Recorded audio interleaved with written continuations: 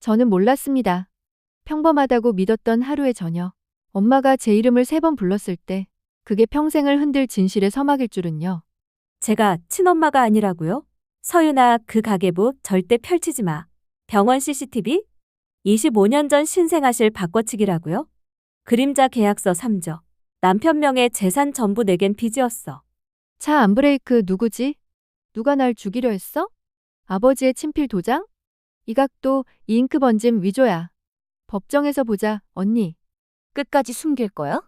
아니면 내가 네가 될까? 만약 당신이 나였다면 가계부 한 권으로 인생이 뒤집힐 때 어떤 진실부터 꺼내겠어요? 지금부터 드라마가 시작됩니다. 구독과 좋아요 잊지 마세요. 새벽이었습니다. 싱크대에 떨어지는 물방울 소리가 또각또각 귓속을 건드렸지요. 창문 틈으로 들어온 바람이 수건 가장자리를 흔들었고 주방의 형광등은 오래된 기색을 감추지 못했어요. 그때 엄마가 제 이름을 불렀습니다. 서윤아, 서윤아, 서윤아. 3번이었지요. 이름이 불릴수록 제 이름이 아닌 것처럼 들렸습니다. 마치 누군가의 입속에서 씹히고 다시 꺼내어진 낯선 단어처럼요. 엄마의 손은 젖어 있었고 눈가도 젖어 있었지요. 피가 다는 아닐 수도 있지? 우리가 같이 밥을 먹고 겨울마다 내 코끝 얼면 내 손이 먼저 따뜻했잖아. 그게 가족이지. 엄마는 조심스럽게 말을 빚었어요. 저는 그 말이 어색하다고 느꼈습니다. 평소에 하지 않던 말투였지요. 저는 가볍게 웃었습니다. 엄마, 또 드라마 보셨어요? 그 순간 엄마의 어깨가 아주 조금 내려앉는 것을 보았어요. 그리고 엄마는 마지막으로 덧붙였습니다. 그 가계부 절대 펼치지 마. 금지의 문장은 언제나 초대장처럼 들렸습니다. 저는 서랍 맨아래 칸을 열었습니다. 오래된 종이 냄새가 나왔지요. 가계부 표지는 헤어졌고 모서리는 눌려 둥글게 말려 있었습니다. 저는 첫 장을 천천히 넘겼습니다. 낡은 볼펜 자국, 틀린 숫자를 지우개로 문질러 번진 흔적, 생활의 시간들이 눌어붙어 있었지요. 그리고 그 사이에 그 문장이 있었습니다. 신생아실 비용 추가 교체 서류. 순간 심장이 멎어버린 듯 조용해졌습니다. 교체, 서류. 두 단어가 붙어 있을 때 생기는 차가운 감각을 저는 그날 처음 배웠습니다. 저는 가계부를 덮지 않았습니다. 대신 제 수첩을 꺼내 적기 시작했습니다.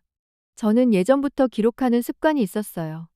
별것 아닌 일, 이를테면 오늘 엄마는 오른손으로 국자를 잡았다. 언니는 왼손으로 생선 비늘을 벗겼다. 나는 밥을 먹을 때 마지막 한 숟가락은 항상 늦게 뜬다. 같은 자잘한 문장들이었지요. 저는 사소한 것들이 방향을 정한다고 믿었습니다. 그날의 기록에는 이렇게 썼습니다. 가계부 3월 페이지. 교체 서류 확인. 엄마의 펼치지 마 3회 반복. 그날 밤 저는 침대에 누워 천장을 보았습니다. 제가 누구인지가 낯설어졌습니다. 이름은 그대로인데 그 이름을 붙인 손이 흔들리는 기분. 만약 그날 가계부를 열지 않았다면 저는 이 낯설을 모르고 살았을까요? 모른다는 건 안전일까요? 아니면 다른 이름의 위험일까요? 저는 한참을 뒤척였습니다. 그리고 결심했지요. 내일 병원에 가보겠다고요. 재건축으로 이미 없어졌다 해도 사람의 기억은 어디엔가 남아있겠지요. 아침이 되자 엄마는 평소보다 짠 된장을 풀었습니다. 저는 아무 말도 하지 않았습니다. 엄마의 손등에 있는 작은 화상 자국이 눈에 들어왔습니다. 제가 6살 때 국을 엎지르던 날 생긴 자국이지요. 저는 그 상처를 손가락으로 따라 그리듯 바라보다가 수저를 들었습니다. 밥이 식기 전에 오늘은 마지막 한 숟갈을 먼저 뜨겠다고 마음을 고쳤습니다. 사소한 것부터 바꾸면 큰 것도 언젠가 바뀌리라 믿고 싶어서였습니다. 병원터는 이미 다른 건물로 바뀌어 있었습니다. 하지만 근처 카페에는 오래 일한 사람들이 있었지요. 저는 조심스레 물었고 마지못해 한 명의 연락처를 받았습니다. 오후 늦게 골목길 작은 약국 앞에서 그를 만났습니다. 간호사였다고 했습니다. 손가락 관절이 두꺼운 사람이었고 말마다 글쎄요 를 붙이는 습관이 있었지요. 그는 제 눈을 피하며 말했습니다. 그날 산모 2분이 있었어요. 한 분은 울부짖었고 한 분은 너무 조용했죠. 너무 조용하면 보통 큰일이 난 거예요. 저는 숨을 멈추었습니다. 그는 한 번 더 주변을 둘러보고 아주 작은 목소리로 덧붙였지요. 그리고 그날 아기 발목 태그가 바뀌었습니다. 우리는 알면서도 모른 척했지요. 살려야 한다는 명령만 내려왔거든요. 집으로 돌아오는 길, 노을이 유리창을 주홍색으로 칠했습니다. 제 손바닥에 땀이 맺혔습니다. 저는 제 이름을 속으로 불러보았습니다. 서윤. 다시 한번. 서윤. 이름은 같았습니다. 그런데 이름을 붙인 사연이 달라질 수 있다는 사실이 제 발목을 붙잡았습니다. 집에 도착하니 엄마가 생선을 굽고 있었습니다. 팬에서 기름이 튀며 소리가 났습니다. 엄마는 저를 보고 웃었지만 그 웃음 사이에 작은 금이 가 있는 것을 제가 먼저 보았습니다. 저는 수첩을 꺼내 또 적었습니다. 금. 금이 난 웃음. 그리고 마지막 줄을 적었습니다. 펼치지 말라던 책에는 펼치길 원하는 이야기가 숨어 있다. 그날 밤 저는 창문을 조금 더 열었습니다. 바람 소리가 커졌습니다. 저는 속삭이듯 혼잣말했습니다. 내일은 더 확실한 무언가를 손에 넣겠습니다. 이름을 붙여준 손이 누구였든 나를 키운 손의 온도는 기억하겠습니다. 그러고는 천천히 눈을 감았습니다. 낯섦과 두려움이 파도처럼 밀려왔다가 물러갔습니다. 저는 아직 모릅니다. 하지만 모른다는 사실을 이렇게 또박또박 적는 일에서 저는 어두운 복도를 걸어갈 작은 불빛을 얻었습니다. 내일 저는 그 불빛을 조금 더 키워볼 생각이었습니다. 약속대로 다음 날 저는 변호사 사무실을 찾았습니다. 인터넷 검색 끝에 절차와 증거에 엄격하다는 소개글을 보고 선택했지요. 박기성 변호사는 제 말을 끊지 않고 끝까지 들었습니다. 가계부, 간호사 증언, 그리고 제 기록 습관까지요. 그는 고개를 끄덕이며 몇 가지 키워드를 메모했습니다. 보험 분쟁, 재건축 전 자료, 근속 기록, 백업. 그리고 말했습니다. 교체라는 단어를 기록하는 기관은 흔치 않습니다. 하지만 보험사가 개입된 분쟁이 있었다면 예외적으로 자료가 남아있을 수 있죠. 시간은 오래 흘렀지만 시도해보겠습니다. 사무실을 나와 골목을 돌 때 휴대전화가 울렸습니다. 언니였습니다. 목소리는 밝았고 말끝은 단단했지요. 어디야? 오랜만에 보자. 카페에서 만난 언니는 잔잔한 미소로 시작해 곧 직선으로 들어왔습니다. 너 몰랐어? 네 결혼 그림자 계약 때문이야. 넌 우리 집안 재산을 지키는 보험 같은 존재였지. 저는 그 말을 듣는 동안 컵에 물방울만 바라보았습니다. 언니는 설탕을 적고 또 적고 나서 말했지요. 네가 채무자가 되는 순간 우리는 안전해져. 그러니까 너무 감정적으로 생각하지 마. 집으로 돌아오는 길, 하늘은 너무 맑았습니다. 사람들은 각자의 일상 속을 무심히 지나갔지요. 제 일만 특별한 비극인 것 같아 부끄럽다가도 제 일만큼은 포기할 수 없다는 생각이 번갈아 솟았습니다. 그날 밤 저는 차를 몰고 근처 마트에 가려 했습니다. 시동을 걸고 브레이크를 밟자 발밑에서 이질감이 느껴졌습니다. 철컥. 공허하게 내려앉는 느낌이었지요. 저는 급히 기어를 중립으로 넣고 주차 브레이크를 당겼습니다. 심장이 빠르게 뛰었습니다. 차는 미끄러졌고 간신히 기둥에 부딪혀 멈췄습니다. 머릿속이 하얘졌습니다. 누군가 일부러 손을 댔을까요? 아니면 단순한 정비 불량이었을까요? 저는 떨리는 손으로 핸들을 붙잡고 한참을 있었습니다. 나중에 알았지요. 그 시각 비서실 입고 기록이 있었다는 사실을. 다음 날 변호사에게 사고 이야기를 전했습니다. 그는 짧게 숨을 들이키고는 차분히 말했지요. 정비 내역과 입고 기록을 대조해보겠습니다. 그때 시어머니에게서 연락이 왔습니다. 어머니, 라고 저장된 번호였지만 제게는 그 호칭이 늘 어색했지요. 그녀는 단도직입이었습니다. 우리 집안은 피와 서류로 움직여. 네 자리는 이미 처음부터 정해져 있었지. 들어왔으면 조용히 있어. 나갈 때까지. 저는 아무 말도 하지 못했습니다. 통화가 끝나고 거울을 보았습니다. 제 얼굴이 낯설었습니다. 누군가 정해준 자리에 억지로 끼워 맞춰진 표정이더군요. 저녁, 엄마는 제가 좋아하는 묵은지찌개를 끓였습니다.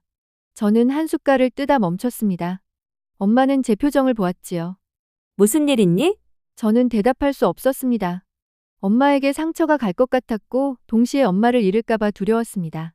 저는 침묵을 택했습니다.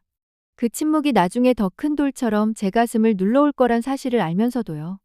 며칠 뒤 변호사는 제게 몇 장의 사본을 내밀었습니다. 보험 분쟁 자료 속에 포함된 오래된 프레임이었습니다.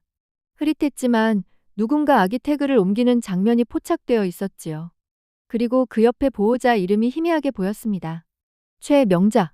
저는 이름을 따라 속으로 읽었습니다. 시어머니의 이름. 언니의 얼굴이 떠올랐습니다. 카페에서의 표정, 설탕을 젓던 손.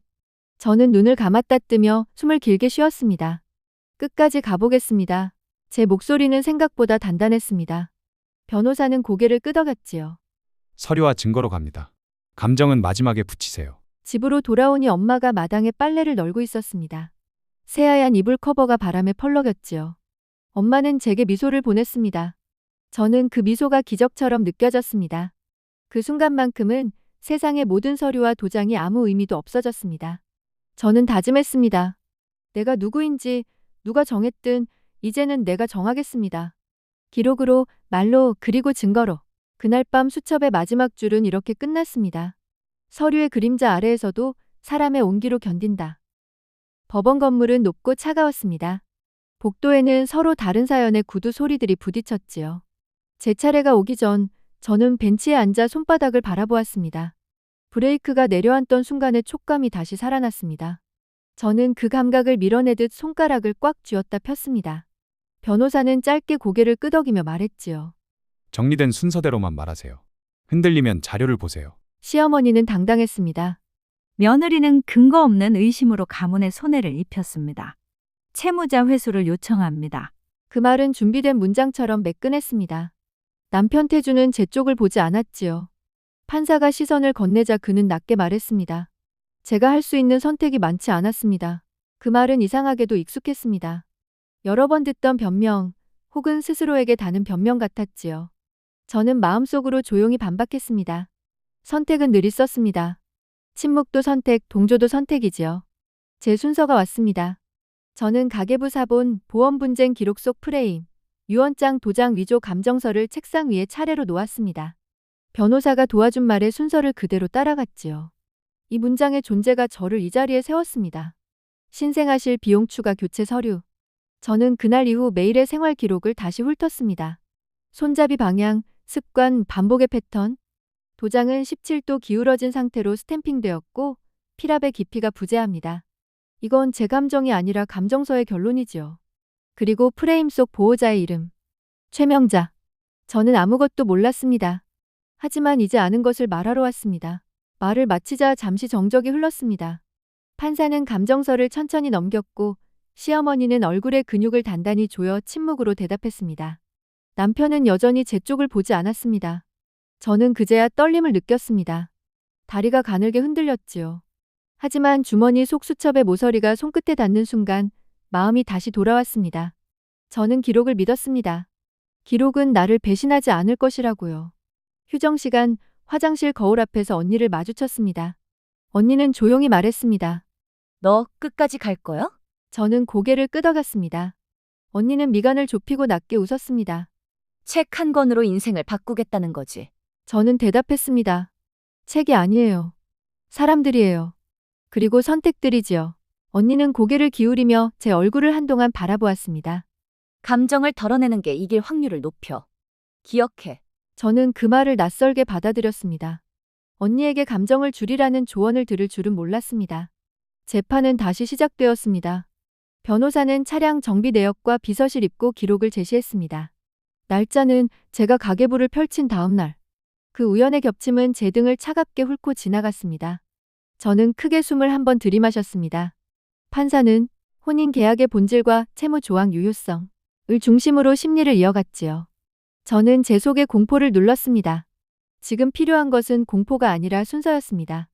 차례로 또 차례로 심리가 끝나갈 무렵 저는 짧은 독백처럼 한 문장을 덧붙였습니다.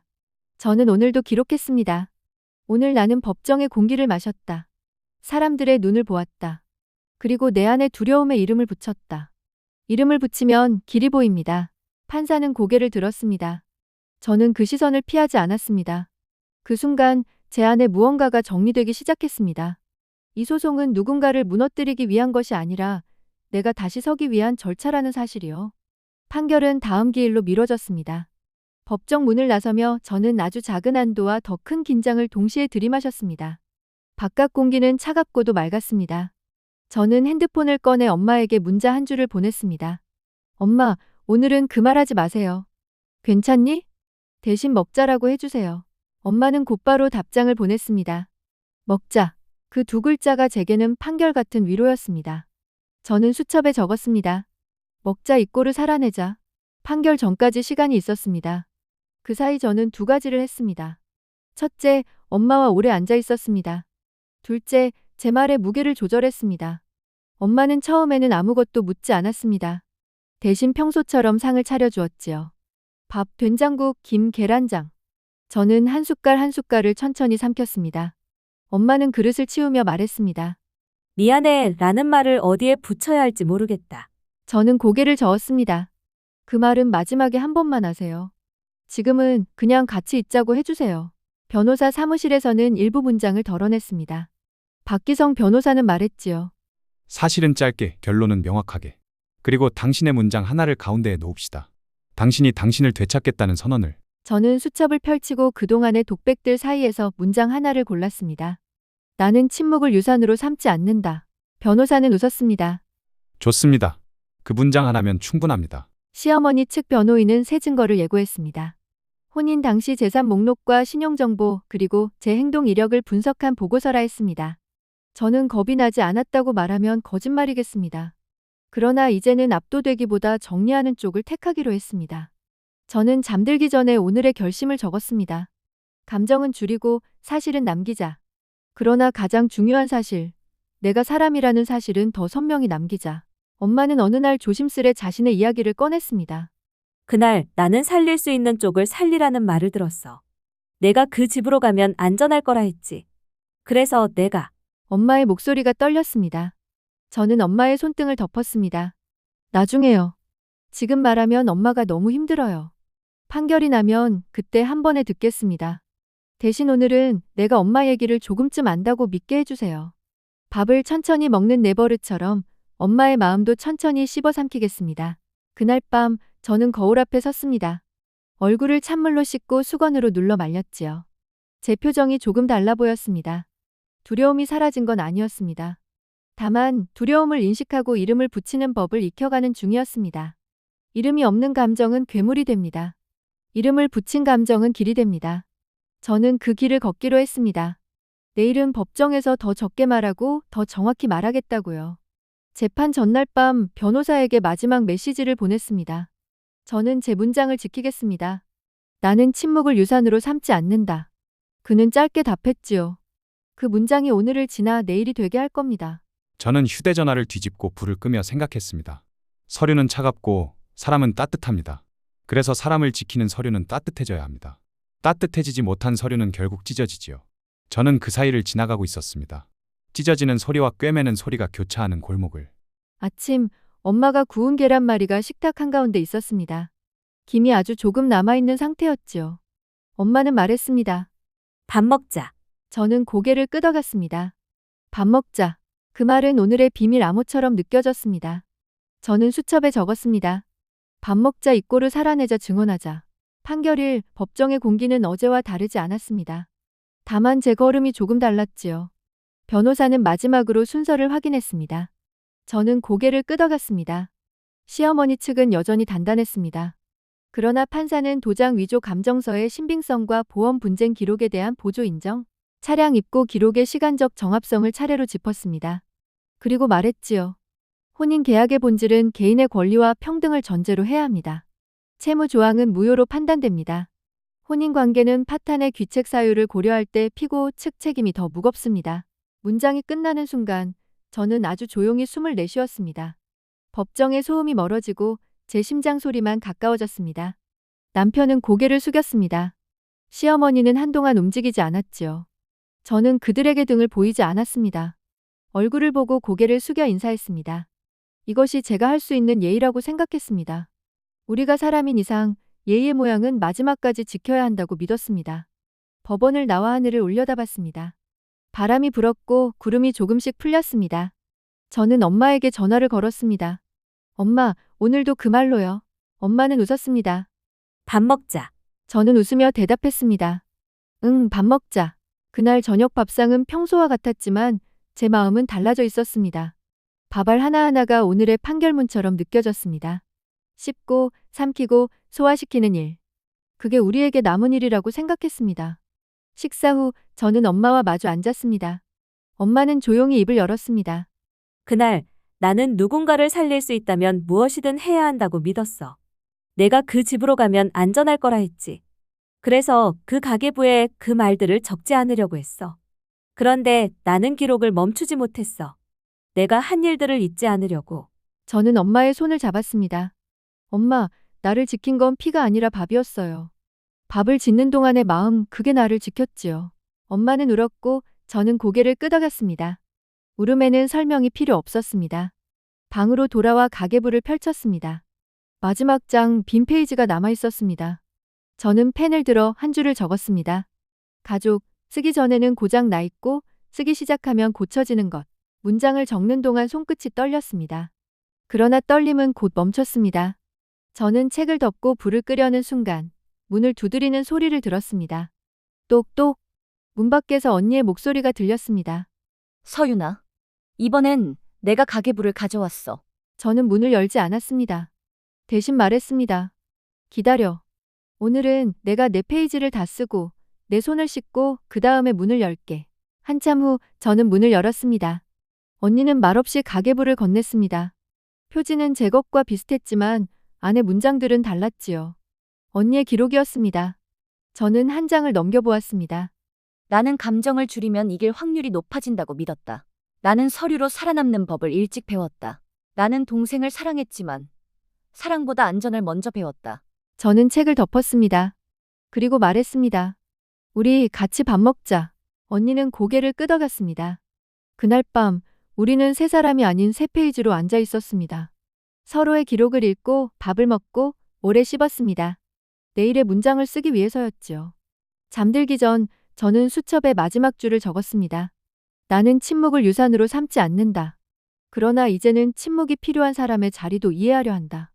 기록은 고백이고 고백은 관계를 다시 짓는다. 불을 끄고 눈을 감자 마음속 빈 페이지가 조용히 빛났습니다. 내일의 문장을 환하게 비추는 등불처럼요.